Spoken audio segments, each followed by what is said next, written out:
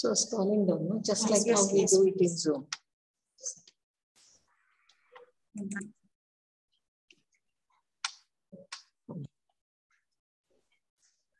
Good morning. Ma'am, I am here to welcome you. Thank you. We have here for this session, Professor Ningamma C. Betsur, who will be dealing with the topic on tools and techniques for assessment. She is the Dean of Faculty of Education, Professor in the Department of Studies in Education, University of Mysore.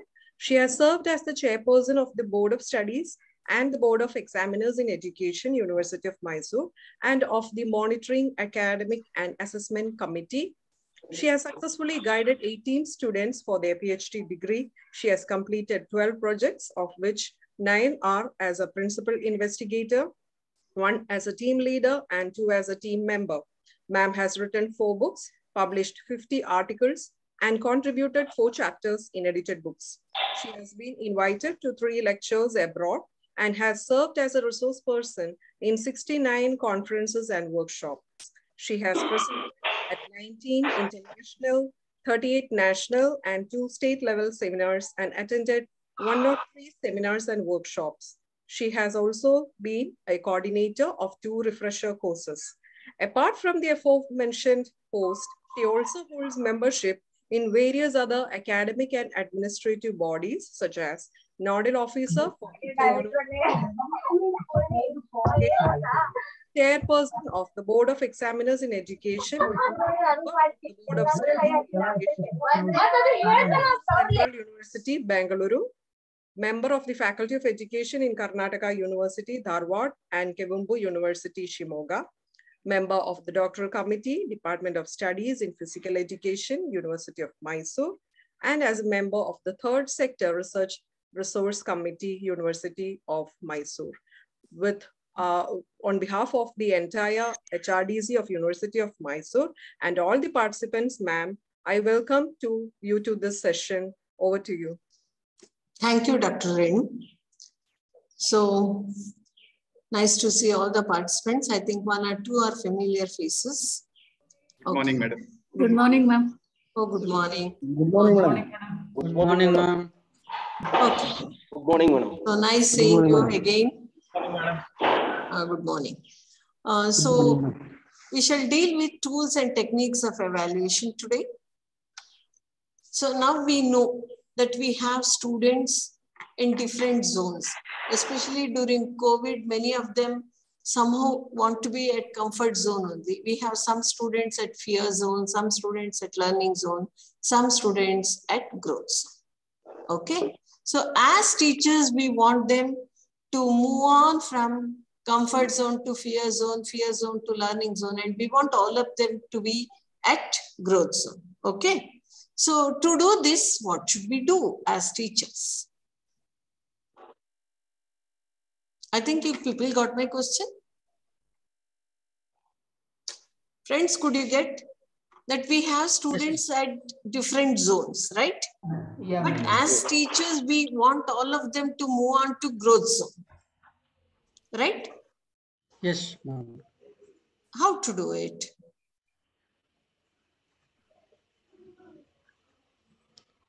Madam, first of all, we have to analyze their abilities. We should know them. Good. And we should know what the child already knows. Then we can lead him for ensuring the growth. Good, Dr. Atal Bihari Tripathi. Yes, we will have to know what the child knows. Shall I add one more thing? We'll also have to know what the child knows, as well as what are the abilities of the child and to what extent he has understood, or etc.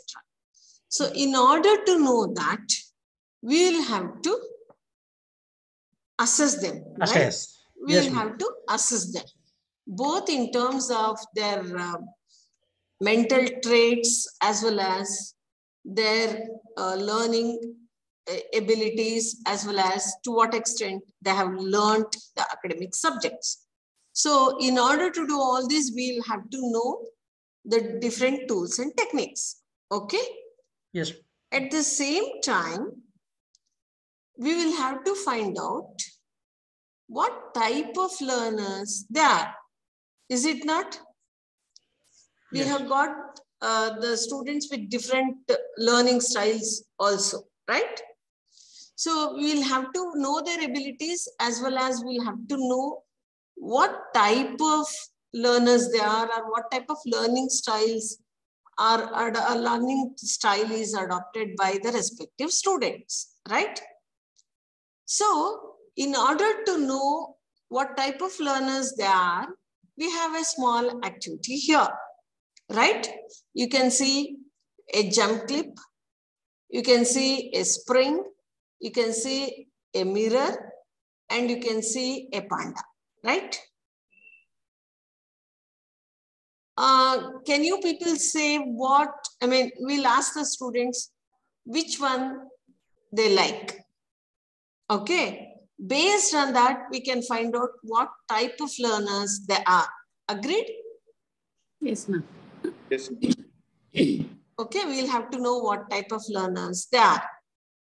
Anybody has a guess about if they Second choose? one, ma'am. Spring. They What does would it like to play with the spring. They like to play with the string. Okay, Sudha, what does it indicate?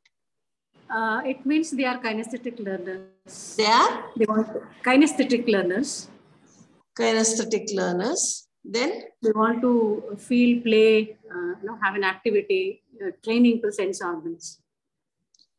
Okay, so actually that shows that it's something like hidden, you can't see the ends. It's closed, it's hidden. So it shows that they're intuitive type. Okay, so let's move on to what each one indicates. So if they like the first one, say that jump clip, then they are sensing thinking learners. That is immediate responses and feedback. They're very fast in reciprocating details and they put it in a sequential order. They like hands-on activities with a specific correct answer.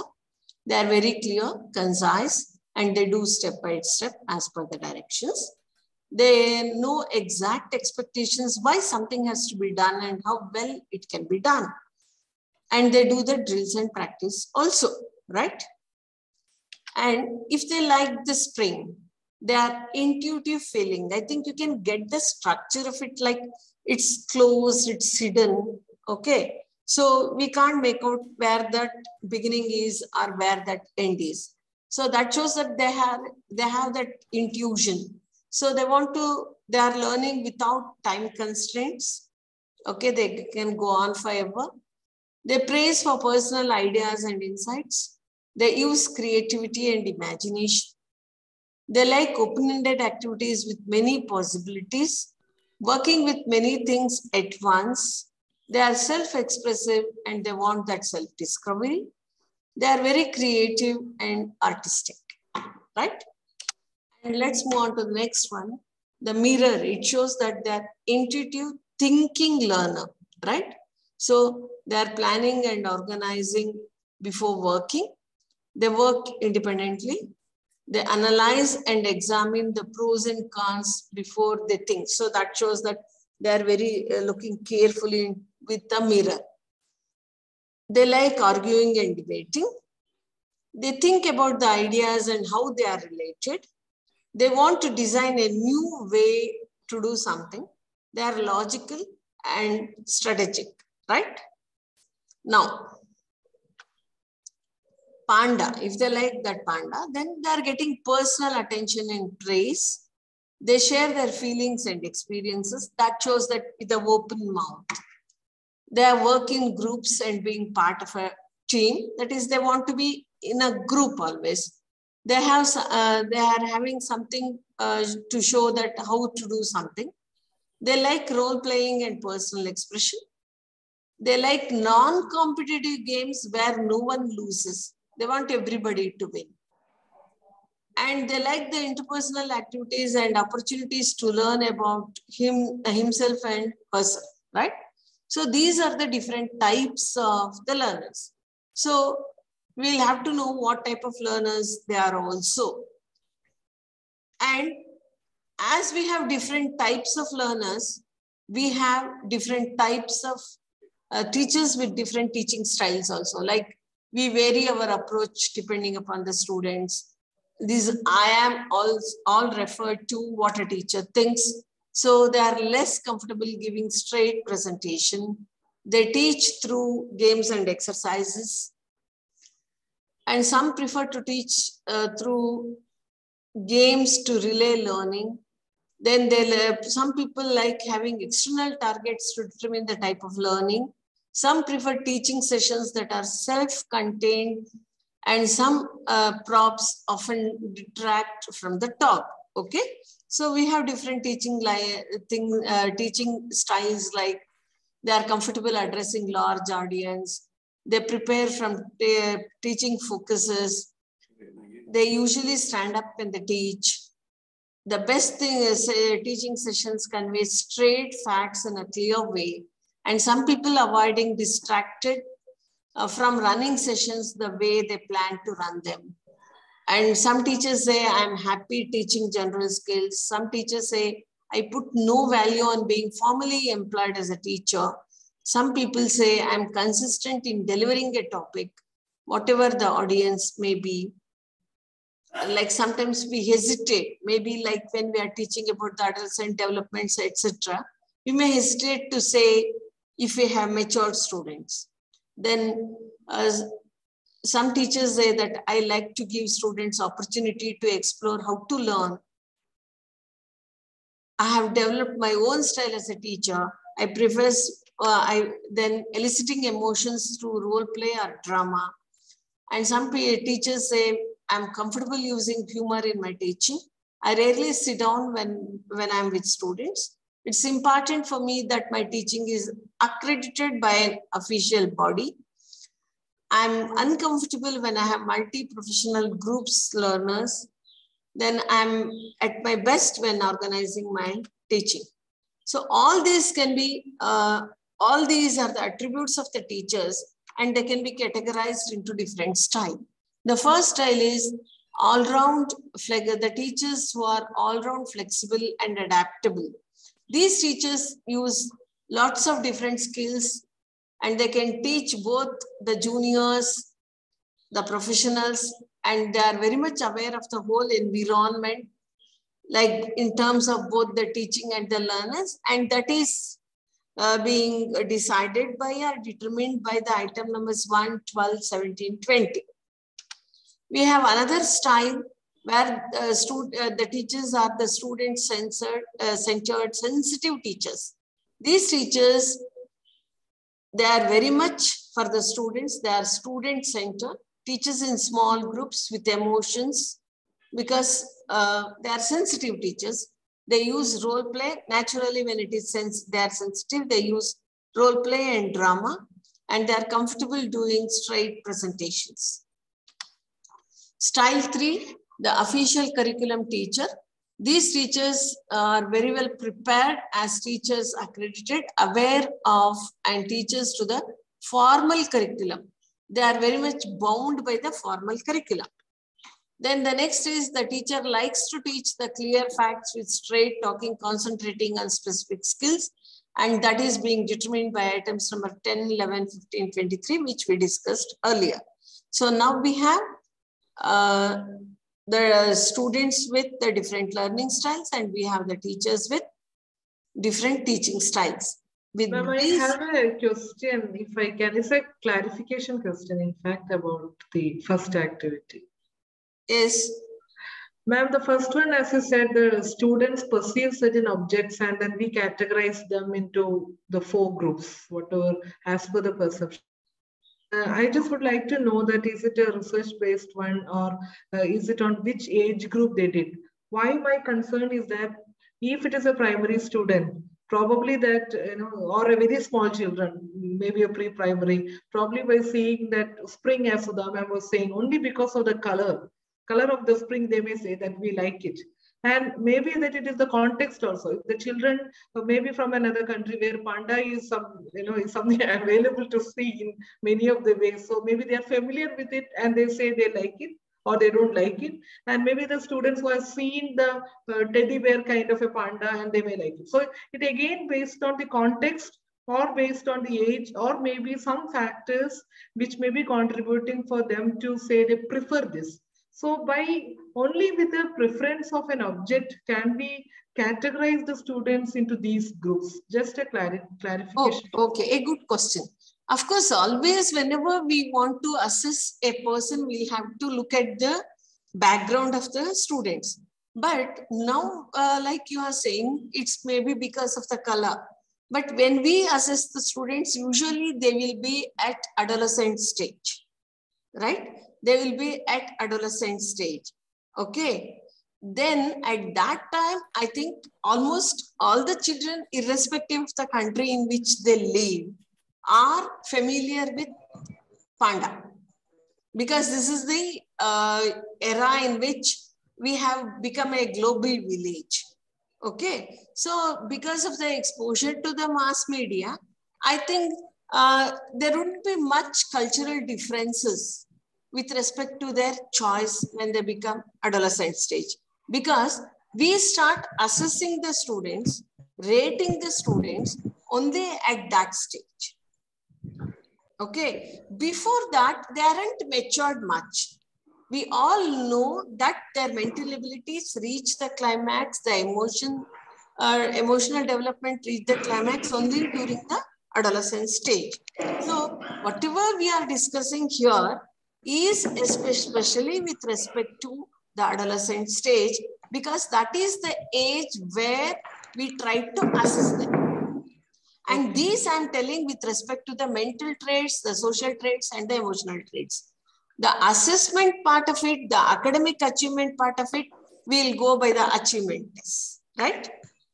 Okay. I think your question is answered. May I know your name? Because your name I can't see here.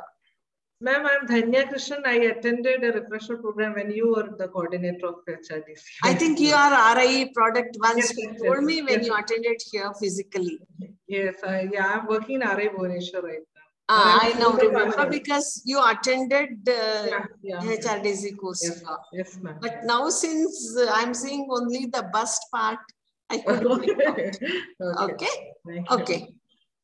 I know. We remembered you when we had Gauramma from RI Bhubaneswar for some work here. Yeah. Okay. Okay. So let's move on to. So we have different styles of different teaching styles, like the big conference teachers who want to do everything on a large scale.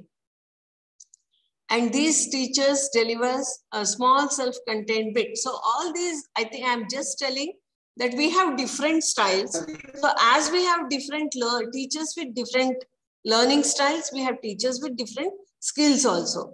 And now why I'm talking about the teaching styles, because even when we have different tools and techniques, the teacher can sometimes vary the technique depending upon the nature of that particular teacher.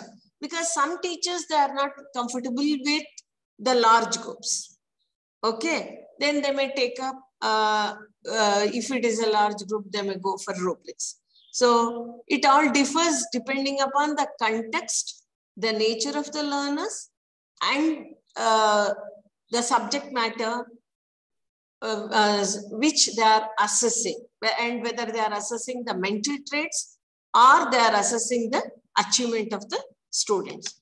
So we have different, now we have different students with different learning styles, the teachers with different teaching styles.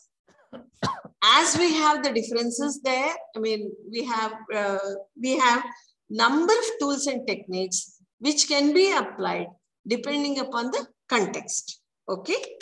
Now, so I think this I can skip because all of us know what evaluation is, what techniques of evaluation are. So we have different tools and techniques like observation, interest inventories, self-concepts, checks, attitude scales, checklists, conferences, self-reflections, performance assessments, plus we have rubrics, plus we have interviews, anecdotal records. That's missing here, but I have a slide about anecdotal records also. Okay, shall we move on? Shall we move on, friends? Yes, madam. Okay. Yes, ma'am. What is an observational schedule? I think all of us know. An observation schedule is an analytical form or coding sheet filled out by researchers during structured observation. So sometimes observations are done formally, sometimes they are done informally, sometimes they are coded. So we know all this, like we have observations in the casual observations in the classroom and observations. Okay. So we have, we do the observations when a teacher is teaching. We do the observation in a prescribed form, that is structured forms, etc. So actually, the basic definition of an observation is recording the data, right? Recording the information or the data. Then we have a rating scale. So the rate itself means judging somebody or estimating the value of something. In this technique, presence or absence or a behavior or a trait is rated in terms of quantity as well as quality. So can you give me an example for rating in terms of quantity and quality? Maybe how many number of students are doing certain task given is the quantity. How well they are doing it based on the criteria is quality. No, sorry, Raghavendra. I'm talking about rating a particular, the performance of a particular student. So not how many of them are doing. I think you got my question. Maybe from a scale, 1 to 5 point scale. That's what. No, I want you to give me a specific example, like how we rate them quantitatively, qualitatively. Maybe qualitatively rating, madam. One example. So, for example, 3-point scale students has given to rating of some opinions. Some opinions regarding. Okay. Madam, some people express the performance opinions, grade, good, very good, excellent, outstanding, like this. Okay, okay. Ma'am, yes, yeah. If they, like, if we are taking them, when we are assessing their lab activities, lab skills. So there again, we look into keeping that as a criteria and we measure like what are the lab skills that they have. No, Sudha, are you saying we assess them with respect to quantity or quality there? Quality, ma'am. Like how? Like whether they are able to demonstrate the skills like observation, or it could be a arranging apparatus, all this. So we just try to assess them based on the rating scale, like whether it is satisfactory or good or better. So that way. Okay, good. Madam, actually, suppose if you want to measure the speaking skill of the particular students, and then there we can rate it like beginning and then developing, proficient, like that, the qualitative part. Okay, that can also be done. That is their speech, if they are, if they have some audio problems, etc. And one more, when most of the affective characteristics can be assessed by the qualitative measure. Good. Rather than going for quantitative. Okay. Madam, when we are judging the quantity, then we put close-ended questions. And on the basis we can judge about the quantity. I couldn't. But in qualitative rating, we. Prakash, I couldn't get you. Madam, it is Atal Bihari, madam. So, oh, sorry. We were talking about okay. I couldn't get. Okay, so when Madam, yes, can you hear me? excuse me, pardon me.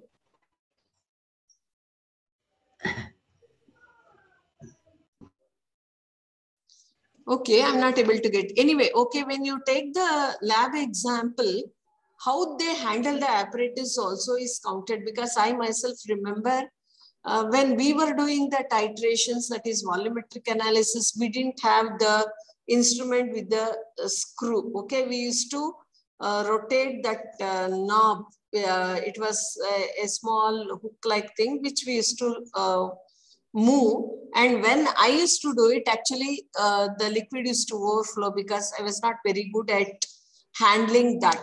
But after some years, I saw that they got, at that time I used to think, why are they not manufacturing an instrument which can be easily handled like with a screw.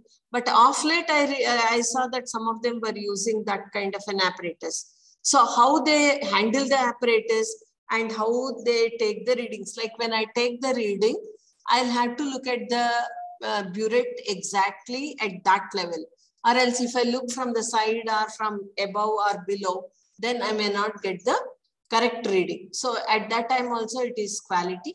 And when it comes to quantity, of course, all our first class, second classes are all rating scales. And even if it is time taken to finish an activity, like 10 minutes, 20 minutes, 30 minutes, 40 minutes. So it is rated in terms. So there it is quantity, right? Then the teacher might be rating, so the same thing here are many other aspects in our day-to-day teaching. Like now, of course, we have technology to help us. Like to what extent it has gone, my son was telling that when they are working online, they are being rated by the time they take. Like his position is some risk management executive where he deals with the customers whenever they have some problems, some issues. So how much time that executive has taken to solve the issues of those customers. So after they finish, when the team is discussing and when they are solving the problems, everything is being recorded. So that's where the technology has come into play. And after it's that part of their work. But at each month, the company would give an award to that executive who has finished the task in very less time, because they would see who has taken how many seconds or how many minutes to solve that issue. So what I feel nowadays, especially these private companies which are product oriented, always are going by this, though they do not say that it's rating scale, but I feel again it is rating scale being used maybe explicitly or implicitly. Okay, so rating scale is a special kind of checklist because we go on marking. In terms of characteristics being checked, we have already discussed. And of course, the points are in terms of grades or numbers. All of us know, like I like it, I strongly like it, I do not like it, I never like it, I don't have any opinion, I neither like it nor dislike it, that is neutral. And all of us know that we give numbers to them, maybe Thurston scale or Rickert scale, 0 to 5 or 0 to 4 or 1 to 4 or 1 and 2, etc. So it may be either in terms of grades or maybe in terms of numbers, okay? And of course it differs from, it depends upon the context, the age group of the learners, etc. So the rating may be qualitative, and if it is qualitative, never a problem. It is seldom a problem. Occasionally it's a problem, fairly serious problem, we say. And if it is a quantitative rating,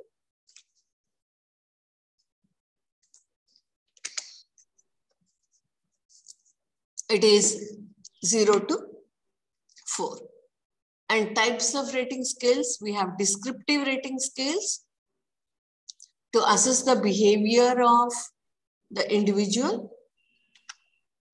So we have a trait and we have how many times that particular person was helpful to others. Then does he, that person will complete the task, what he is asked to do it. Then likes to try new things, how many times he has done it, and likes to go on trips. So this is where we have a trait. This is qualitative. And we have how many, depending upon, so it's a combination of qualitative plus quantitative, because helpful to others is a qualitative one, but that is being quantified. So it is combination of both qualitative and quantitative. And we have graphic rating scales. So trait by brief description. We have paired comparison rating scales, etc. Then we have anecdotal records. And I feel anecdotal records are really useful. Would you agree with me or would you disagree with me? I feel anecdotal records are very useful for the teacher. Yes, ma'am. Can you give me one example?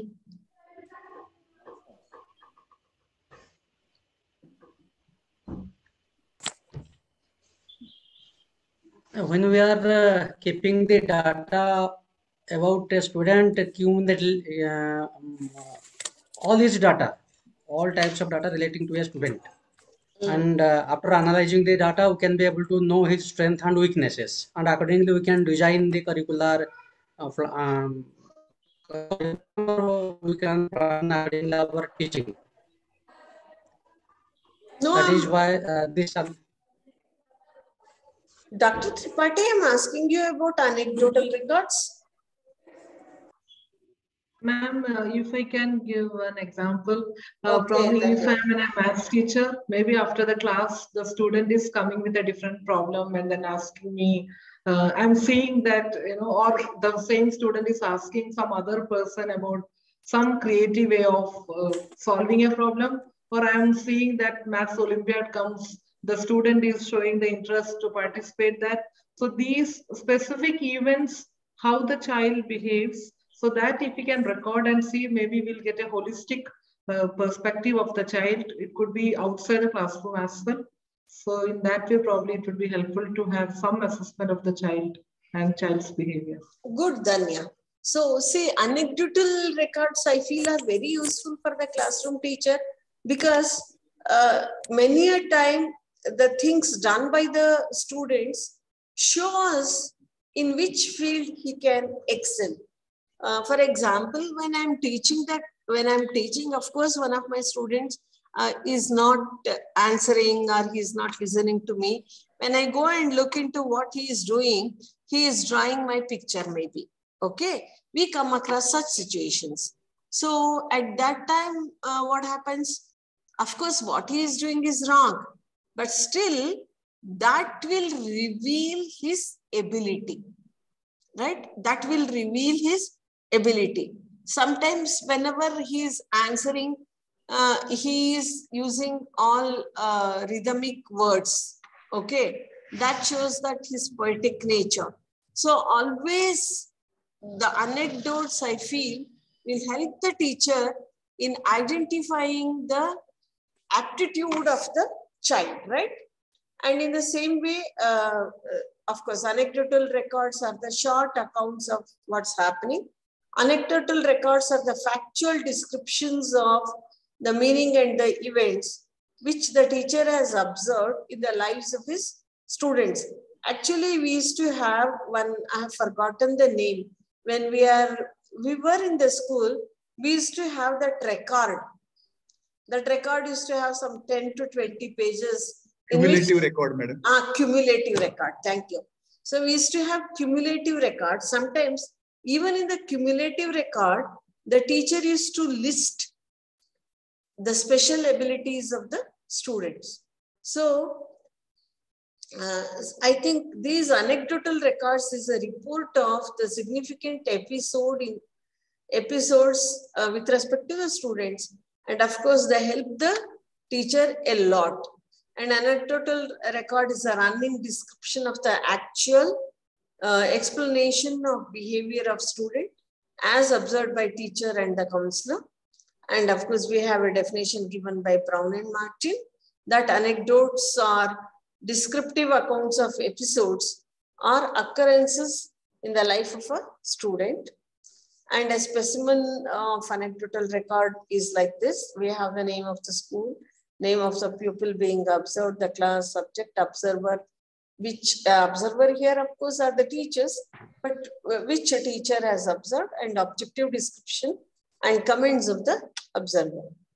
And how they are useful?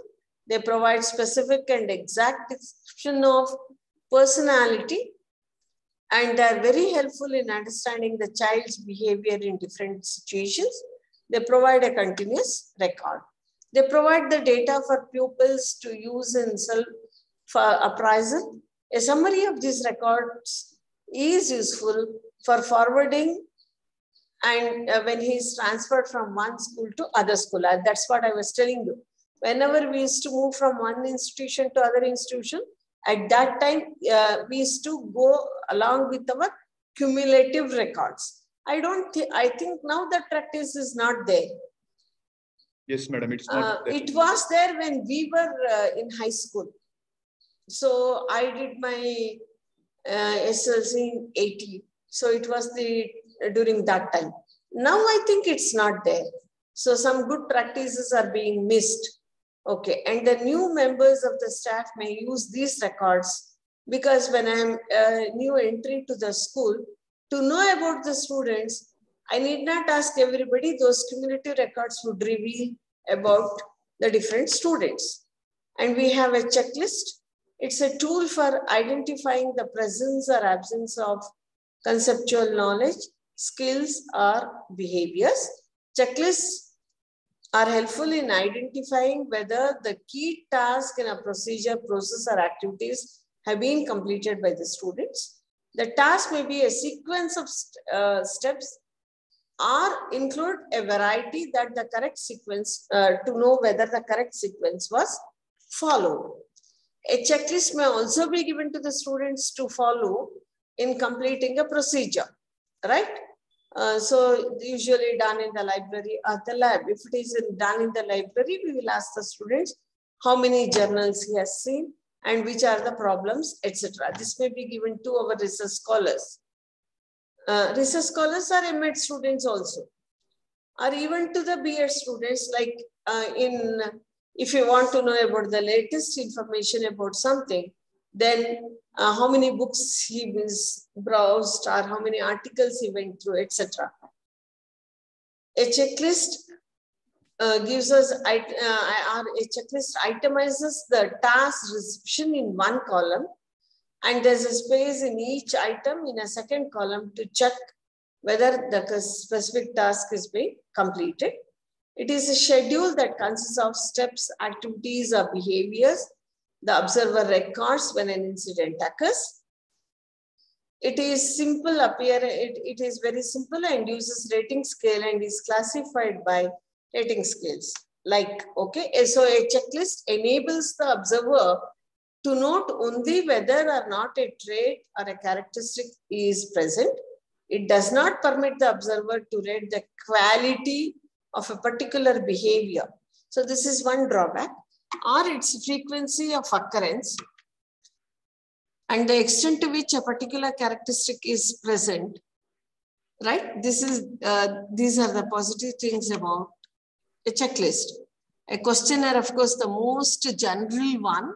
A questionnaire is a list of planned written questions relating to a particular topic or a series of topics. And Good and Had point out that in general, the word questionnaire refers to a device for securing the answers to questions by using which the respondent fills in himself. So it is self-reporting. And Barr, Davis, and Johnson define the questionnaires as a systematic compilation of questions that are subject to a sampling of population from which the information is desired. And we have the closed or the different types, like the closed ones, open-ended. The open one is the with open-ended questions, and the closed or structured form is multiple choice questions come under this category. The user is restricted. He will have, his opinion will have to be given as it's given in the questionnaire that is set by the surveyor. Hence, these are called closed-ended questions. One of the main advantages of using closed-ended questions is the ease with it can be used in preliminary analysis. These are usually used to find the opinion about something. They are usually used to track the status and improvement of the organization or the companies. Okay, and comes under qualitative research. No, it may be under quantitative also. It includes the low number of researchers, high number of respondents. They are also called closed questionnaires. They have definite and concrete questions. And I feel the very advantage of closed questionnaire is easy to score and tabulate. They have to be prepared well in advance so as to ask as much questions as possible and receive information from the respondents. A formal inquiry is initiated, supplements and checks the previously accumulated data, commonly used in for social and economic problems, or to study the changes caused due to change in policies, laws, etc. For example, the opinion survey with regard to offline teaching, online teaching, right? Curfew, closure of the school, about Ningamma scheme, etc. So easily, and now of course the technology is helping us. We can do it through Google Forms, right? The open-ended unrestricted form. So it's a version of qualitative survey. They are usually based around more open questions. Questions also means recording more data as the respondents can point out the things important for them in their own words and methods. But it is more difficult for the researcher since it does not give the correct idea of the topic and more about understanding of the data. For example, I just give one idea for open-ended questions. This is one of the old jokes which I used to say for some other things, but now I can use it here, I feel. The teacher asked the students in the class one day when they returned from summer holidays that in a page you describe how you spent your holidays. One student wrote, his explanation started. I went to my hometown, that is to my grandmother's house during the vacation. To reach the destination, I boarded the train. The train started chukubuku chukubuku till the page and chukubuku with variations. I reached hometown, enjoyed the summer vacation. He has also written for a page. Another student has also written for one page where he has said that he went to the fields, he played with people, that game, this game, the game was like this, the permanent. Now, of course, I give more marks to the second student, less marks to the first student. But especially in PG department, I think you might not have encountered this problem. Our students ask us, where is it written that marks should not be given to this type of answers? You don't know. When we, even when I was in B.Ed college, even after coming to PG department, I have asked the differences between classical conditioning and operant conditioning. The students start with, This is called operant conditioning. This is called classical conditioning, first difference. I told my students, why such an answer? That is not a difference at all. I'll teach you one more. This I told jokingly. This was proposed by this person, Skinner. This was proposed by Pavlov. Next time I saw that as the second difference by my students. And when we don't give the marks, they fight with us. Especially our students ask us, where is it written that marks should not be given for such answers? This is also a difference. Okay. This is the problem with open-ended questions. Many a time I feel, even with the PG students, multiple choice are the best. Once what happened, maybe some 10 years or 12 years ago, there was protest by our students that marks are not being given by the teachers. So they said, we want it to be multiple choice. And we all prepared multiple choice and gave them. When we gave them multiple choice and made them sit apart, then they said that itself was better because they could write all rubbish there. Actually, in the local language, we say they can chode there. Okay. So they said, no, we don't want multiple choice. We want descriptive. I think this is the problem the teachers are facing, especially at PG level. I tell my students, when I ask them to differentiate between intelligence and creativity, they start. There seems to be, at the outset, there seems to be very less difference. Next para, there seems to be some difference. Next para, there seems to be much of differences. Next para, there seems to be no difference. Next para, there seems to be very less difference. I ask my students, if people write like this, how can I give marks? They said, choose the right answer because all the answers are given there. Choose the right answer and you give the marks. So this is what happens. So friends, I'm not exaggerating.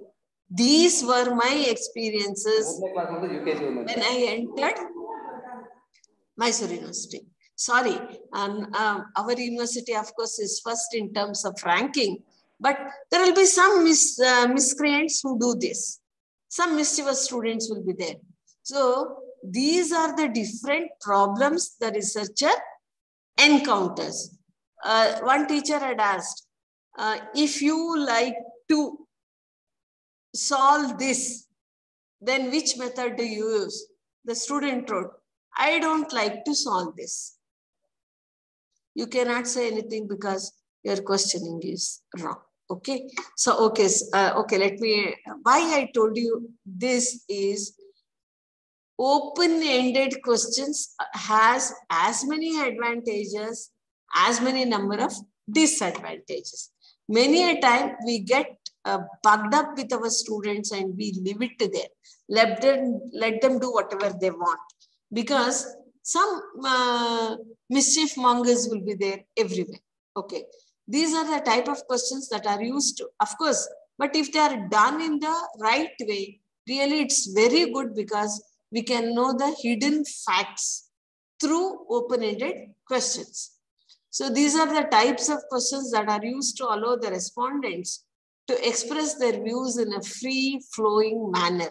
This can be done if they have ideas. If they don't have ideas, then rubbish will be written. So by using such questions, the respondents do not have to follow the criteria as given by the paper setter or the tool maker. An ideal questionnaire is a type of questionnaire that includes open-ended and also has feedback and suggestions for future improvement, usually used at the time of interview, doesn't require much planning and time. No, sorry, this somewhere it's given, but it requires planning. One joke, I'll tell you, like a film actor was asked the question, how many children do you have? That actor in turn told, this is not the right question. But the person who was asking that question said, no, this is right. Like, how many children do you have? Actor said, From whom? From first wife or second wife? That you'll have to make, you'll have to be clear, right?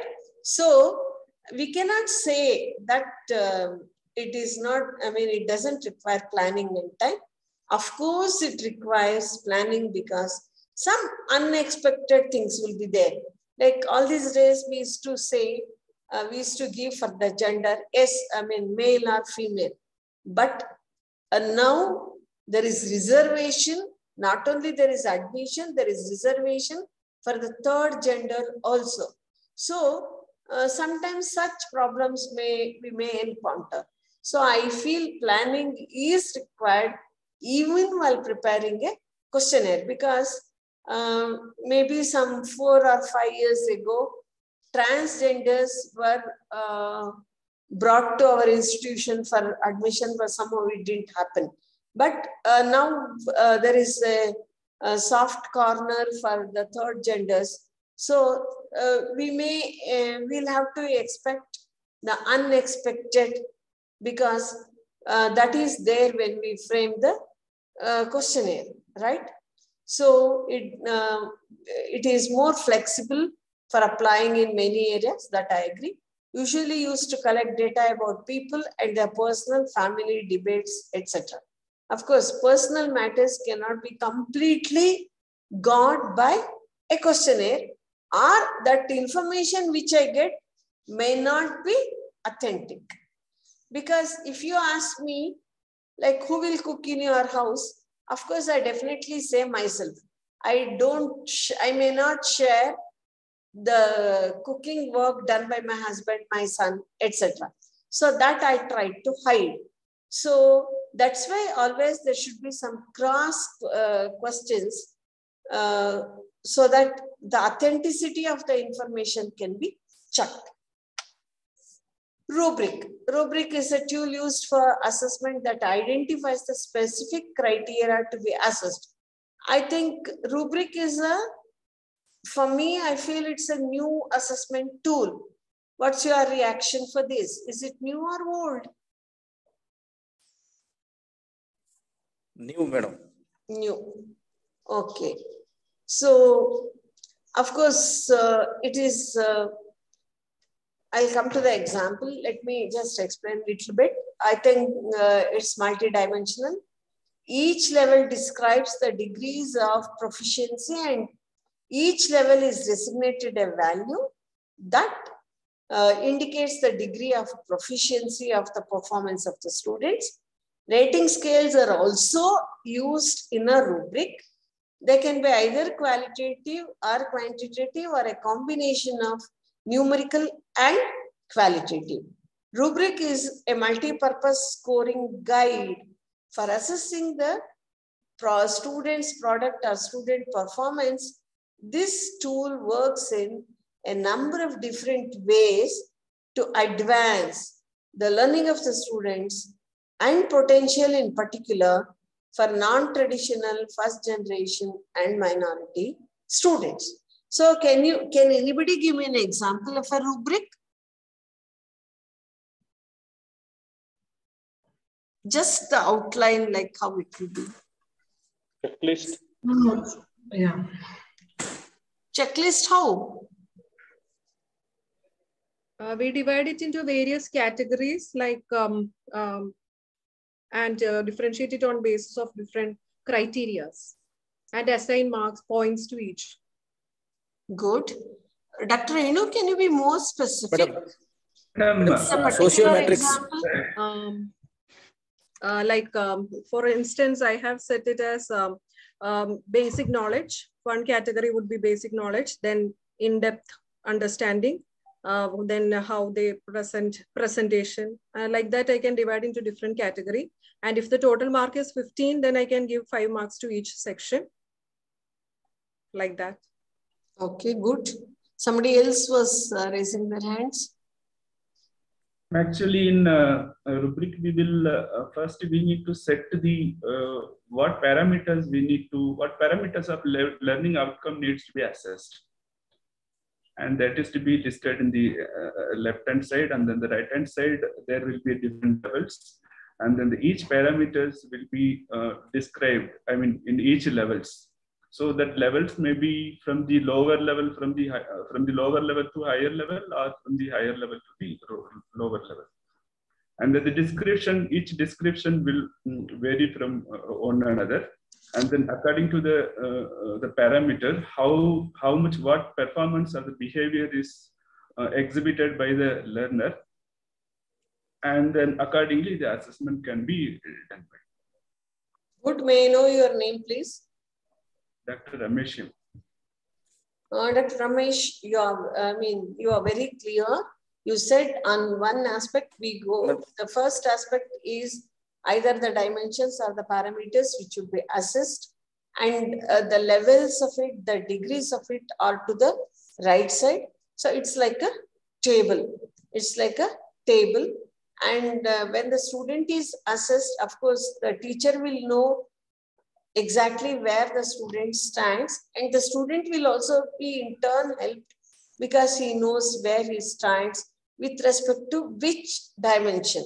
Okay, sometimes what happens, like for example, if you take the lab example itself, so one is handling of the aspects, apparatus, then noting the reading, and noting the reading, and then again keeping back the apparatus is one dimension, that is the physical aspects. Then with respect to if it is volumetric analysis, what is volumetric analysis, how to estimate, etc., are the academic part. So we can have a rubric either for only for the academic part or only for the physical aspects of performing the experiment, or we can have both combined. Okay, so it may be about one or two dimensions or all the dimensions together. Then it can be either qualitative. I mean, the student may be graded either qualitatively or quantitatively. Okay. Now, so rubrics are multi-dimensional. We say multi-dimensional because we have taken the parameters as well as we have taken the levels. It may be qualitative plus quantitative. There are multi-dimensional sets of scoring guidelines that can be used to provide consistency in evaluating the student work. Rubrics spell out scoring criteria so that multiple teachers can use same rubric for a student's essay. For example, would arrive at a particular score or a grade. It helps the parents to understand what is expected and why the student has achieved that extent. A rubric is an assessment tool which helps to measure the students' knowledge in order to get students to think about what is expected of their work. Why are rubrics effective tools for assessing the students? Because it creates more objective method of scoring, because we have written like if he does the work once correctly, twice correctly, thrice correctly, or if he has done the work half, how many points to be given or how many marks to be given. So specific criteria are identified and the same are evaluated on those criteria. Rubrics are often used to grade students' work, and also rubrics can teach as well as evaluate.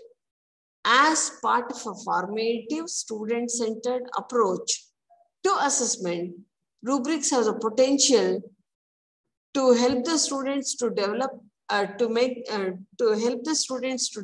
understanding and skill, as well as make dependable judgment about their own work. So this is for formative assessment because after each task is completed, this can be used. Okay. And the same thing can also be used for the next task.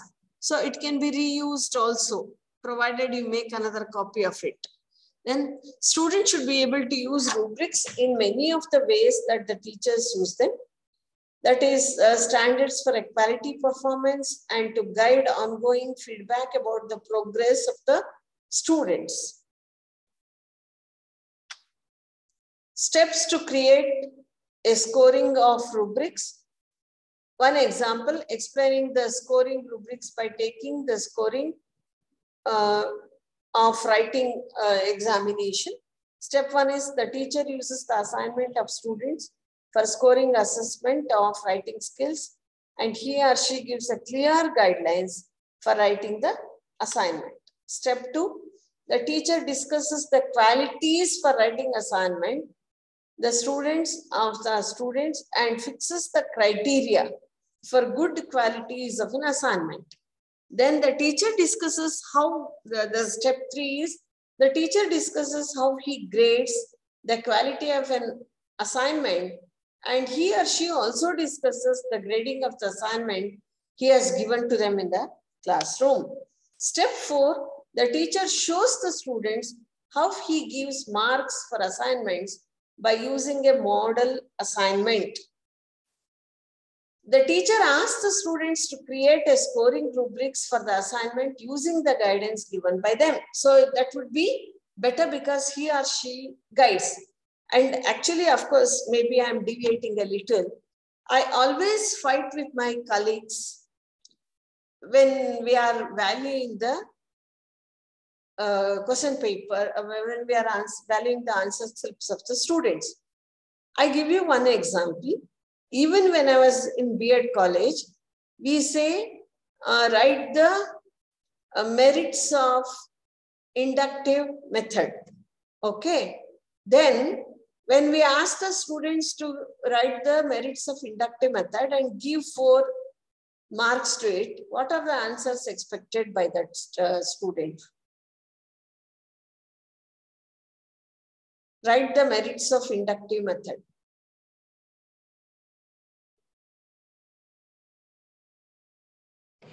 It's very effective method. It's very effective method. I'll repeat my question, Sudha. Yes, ma'am. Write the merits of inductive method. Write the merits. General to particular. My question, of course, Sudha said it's effective. Yes, then Ramaswamy Naik said it is. Yes, madam. General to particular. You mean to say the student will write that point alone? Sudha and Ramaswamy? No, they'll write more, ma'am. Like in points size, if they write. They will write more. More means how many? Maybe, for example, four marks, if you are allotting, we expect 8 points if it is in terms of points. So Sudha expects 8 points for 4 marks. But yes, Sudha, I object. If I were to be in your place, I expect only 4. Anything wrong with me? No, I want them to give an explanation for each point. If that is the case, I definitely give them. Otherwise, have you written? See, I'm your student. Yes, ma'am. I write 4 points. I will not explain. But you will. Then I'll give only 2 marks. I'll give only 2 marks. Yes, ma'am. I will fight with you. I will say no. Then I will try to claim. I want 4 points, 4 marks for this. Am I wrong as a student? Yeah, you are wrong. Because one thing is like you have all the rights to ask for it. That is one. Another one is we would have given you all the instructions saying that if it is for 4 marks, you will have to. Where that instruction is given, Sudha? It is. My question is only this much. Write the merits of inductive method. Where is the instruction there? Yeah, it's only asking for writing the, if it is even in the points wise, you will have to give. That's why I'm saying, see, I have written 4. As a teacher, you have given me 2, but I'll fight with you because you have not said there, explain. You have not said there half a mark for each. Excuse me, ma'am. Yes. In that case, we have to ask the question specific. That's why I wanted that point to be drawn. See, always I fight with my colleagues. Please don't give the questions like, say, compare. Excuse me, ma'am. Yes. Mention any 8 merits of inductive. Yes. that is the right way of questioning.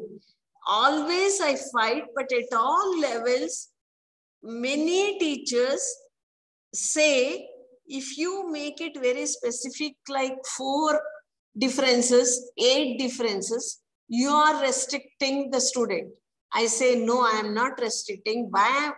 I came off track because I want each teacher to be specific when they are asking questions.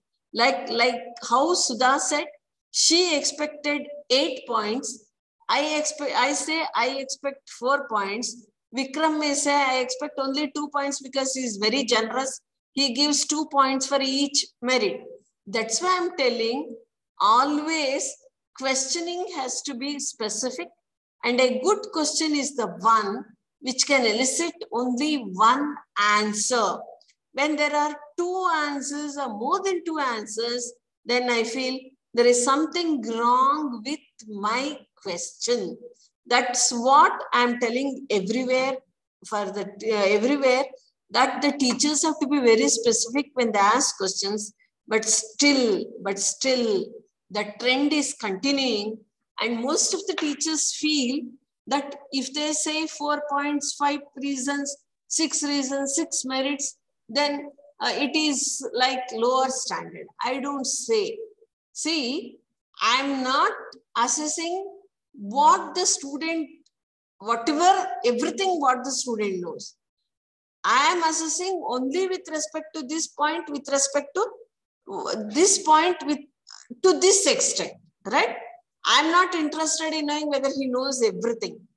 My question is whether he knows about this and to what extent he knows.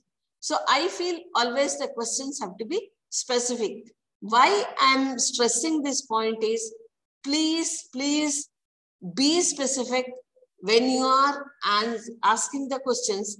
If you are asking them to differentiate, how many with respect to how many points? If you are asking the merits, how many merits you want? If you want the demerits, how many demerits you want? And sometimes we say, explain, we are so vague in asking the question, explain the models of teaching. This is very, very wrong. And sometimes we go to the extent of asking, explain the models with suitable examples. Can a student explain the models, plural, with example for those 6 marks or 8 marks or 9 marks? So let us be clear, any model, even in that model, whether you want syntax, whether you want focus, what you want in that. So please be clear with respect to the answer which you are expecting from the students. If you are very clear about the answer, then the question should also be very clear. Then there will not be any vagueness. There will not be any ambiguity, and the student will get the same marks whether it is valued by me or by Sudha or Vikram or Tripathi. Okay. So the questioning has to be clear. I think at that time, tools like rubrics may help the teacher as well as the student. It will help the teacher to assess. It will help the students to know where they exactly stand. Okay. So we have to be very specific. Of course, the children are very smart. When my son was very small, maybe some 15, 20 years ago, 10, 15 years ago, they had trimester. When I used to ask him about something of the previous semester in mathematics, he used to say, no, mommy, that was in the first semester. Now I'm in the second semester. So you should not ask me about first semester. I used to tell him mathematics is a subject where you can't learn the present without recalling the previous. But the child used to refuse because they are so specific in their thoughts. They are streamlined. Of course, one drawback may be our system. So now as teachers, let us not be vague. Let us streamline. Let us make our questions specific. Let us define the boundaries or the scope of whatever we teach or whatever we assess. And the moment I say I give a test, students will ask how many units, even if it is unit half completed, which are the topics. I don't blame because they are very clear. Their goal is to achieve marks. So they study in fragments maybe. So, and they are not doing the research to ask them to study everything and to test everything. Even the researchers are not doing nowadays. They are also having the boundaries very clearly. So we'll have to be very specific, and I think the rubrics help us there. Okay. Then the step 6 is the teacher gives the scoring and gets the feedback for the students to improve it. Finally, he or she uses the scoring rubrics for scoring the assignments of the students. So one example I am giving you. For an excellent researcher, a good researcher, and a growing researcher. Of course, I'm a research methodology teacher at present, so I chose this. So when you ask the students to find out the sources, then if the student has collected 1 to 4 sources, then we designate him as a growing researcher. If he or she selects 5 to 9 resources, then we say he or she is a good researcher. If the candidate does 10 to 12 sources, then we say excellent researcher. So, and if the text includes no historical things, then if you here he includes more, here he few, here he less. So this is the grading as a teacher I have given. Maybe one of you may have a different rubric. Maybe that some research, say premier research institutes may vary that number of sources. Like for them, 5 to 9 may be growing, good may be 10 to 12, then 13 to 16 may be excellent researcher. But we are very specific here. Okay? So we just one more thing, if you want, all relevant information is included in the bibliography. And if it includes most of them, means some are less, then we say good. If it has very less information, then we say he is a growing researcher. I think this is how we can have a rubric for the research aptitude or the work of a researcher. Interview. And interview is, of course, a verbal questioning. In research, it's a 2-person conversation initiated by the interviewer for a specific purpose of obtaining the research relevant information and focused on the content specified by the research objectives of description and explanation. And the functions of the interview are the description and also the exploration. Can you give me an example to show like which questions are for the description and which questions are for the exploration? Because interviews are commonly done.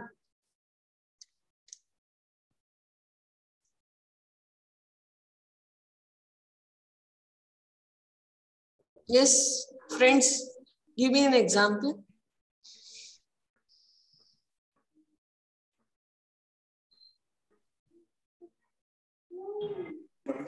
Madam, explorations means some new ideas.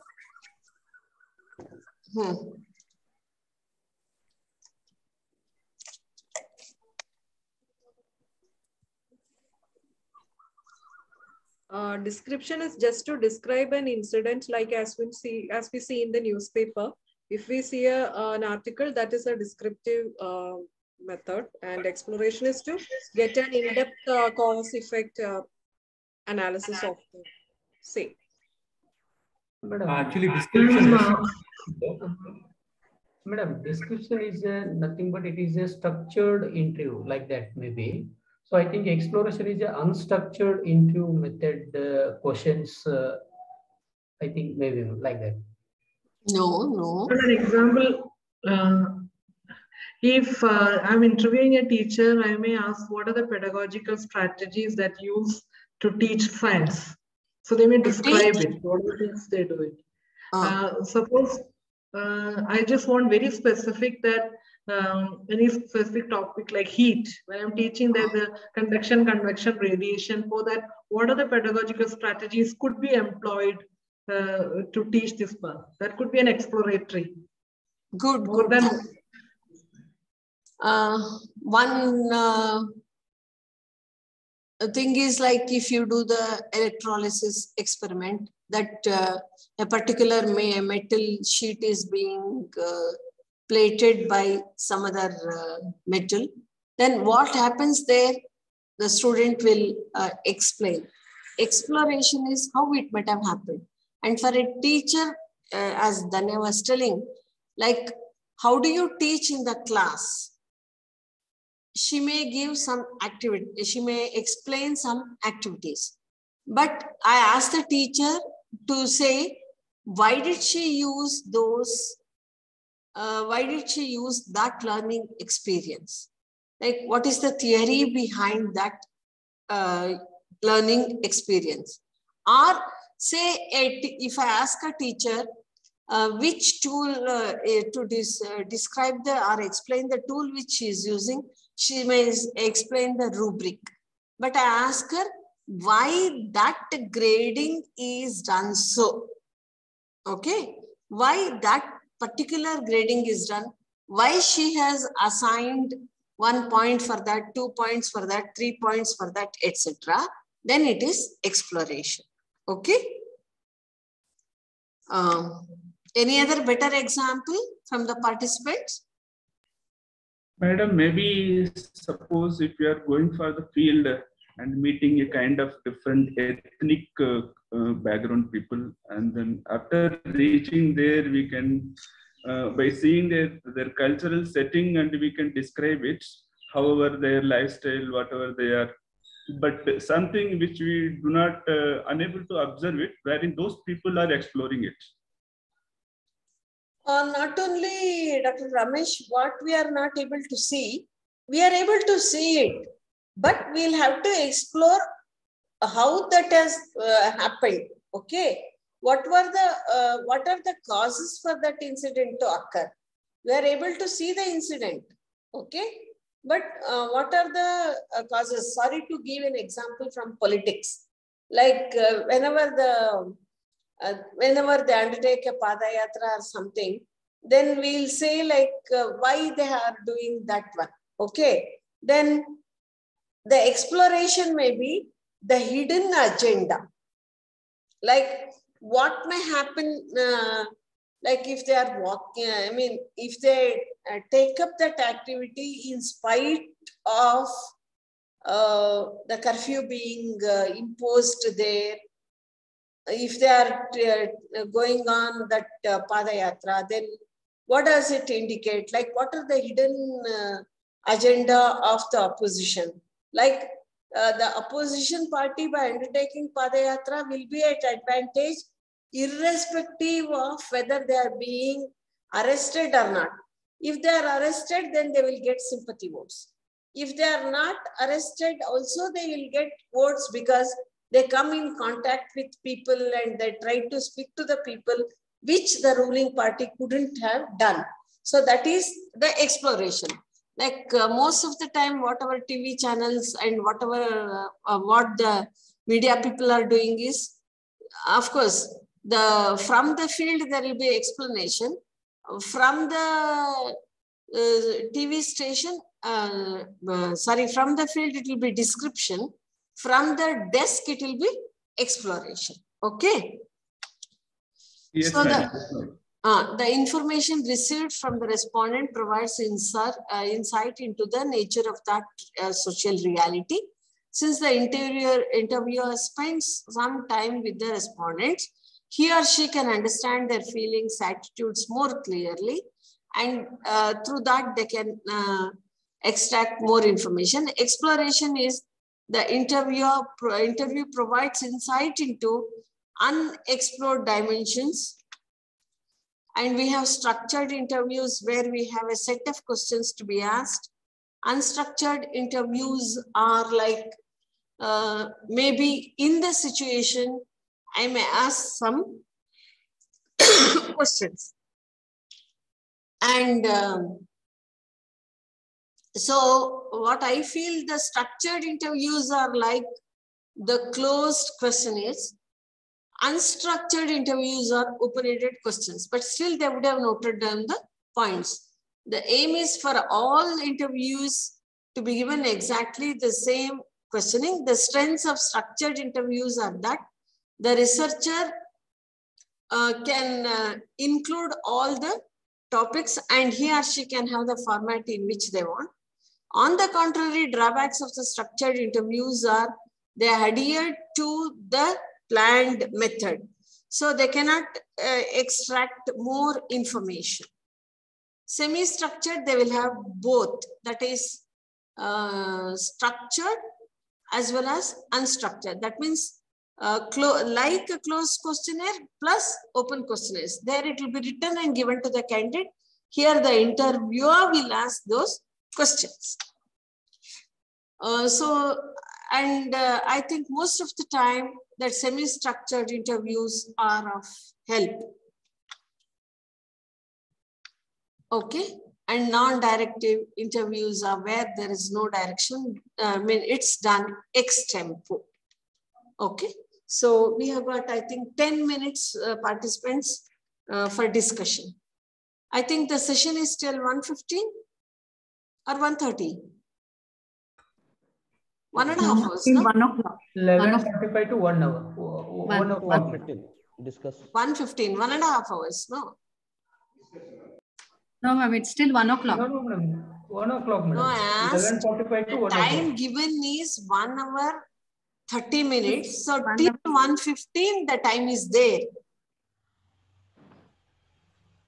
It's 1.5 hour session, no? I don't know whether they have changed. It's 1.5 hour session. Ma'am, the session is till 1:15. Oh, 11. No, as per the timetable they have kept here, it is 11:45 to 1. Usually it used to be for 1 hour 15 minutes. I think they have reduced it. Okay. Ma'am, till 1 there is a presentation and 15 minutes we keep it for interaction. So it's right. Then I have finished at the right time. Yes, madam. Yes. Now, do you have any queries or you want to add to what we have discussed hitherto? No, madam. Or are you feeling hungry?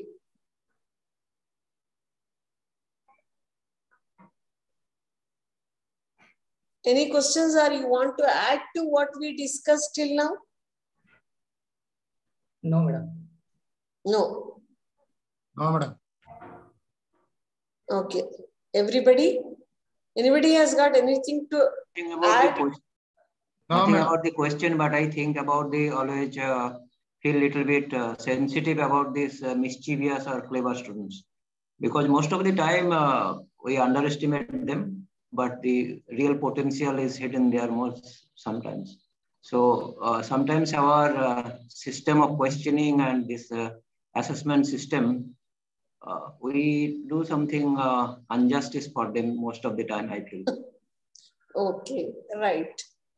And nowadays the students are very smart. We assess them formally, they assess us informally. I think all of us would have been graded well by our students. And they have got lots of time also to evaluate us. Okay. So no other point? No, madam. Okay. Okay. It was nice Okay, madam. Discussing with you. It is events to pleasure vote of thanks. So I would like to thank to Professor Ningamma